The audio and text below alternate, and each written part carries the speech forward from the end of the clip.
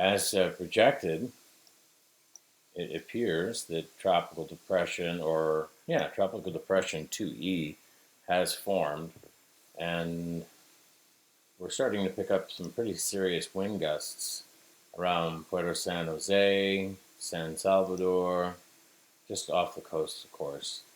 San Salvador itself is not that windy.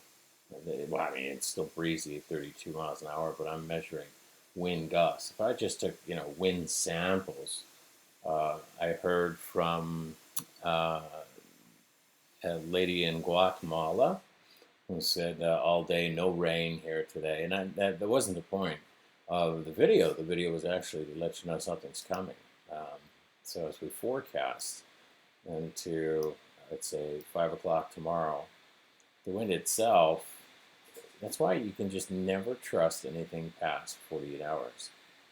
See how this is just one solution of several. The path is to go up through Puerto San Jose, like the earlier model run, into Guatemala City.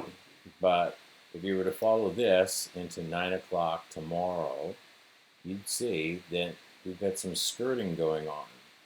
So every day you've got to check back. You look at, of course, a lot of different other factors.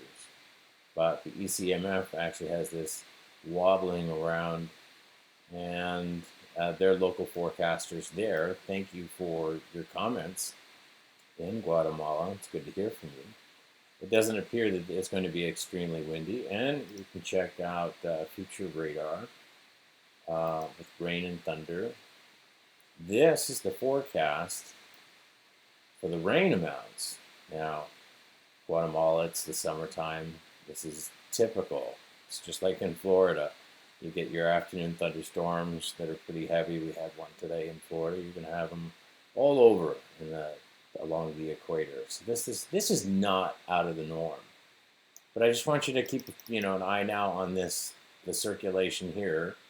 If we go back to wind gusts, that now it appears, if I turn on the pressure lines, that the track of Tropical Depression 2E, while forecasted to go through Guatemala City as a tropical depression and then lose strength, you're still going to have some wind at 7 o'clock at 39 miles per hour.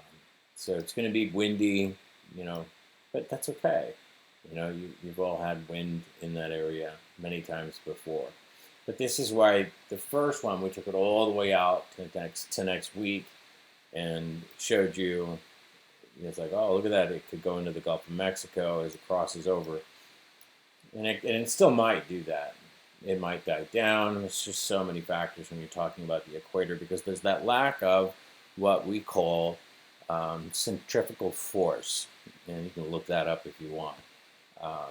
The more closer to the equator you get, the less, in fact, if I zoom out here and give you a little more perspective, okay? Here's your equator, and this is where, like 0 degrees latitude, where hurricanes are really an issue is in the 10 to 20 degrees latitude to the north. Now, that's a hurricane. Cyclones can happen, as you know, anywhere from 10 to 20 degrees, either north or we'll call it south of the equator. But around the equator, it's not uncommon to get spinning storms, areas of low pressure, and kind of doing what they want to do.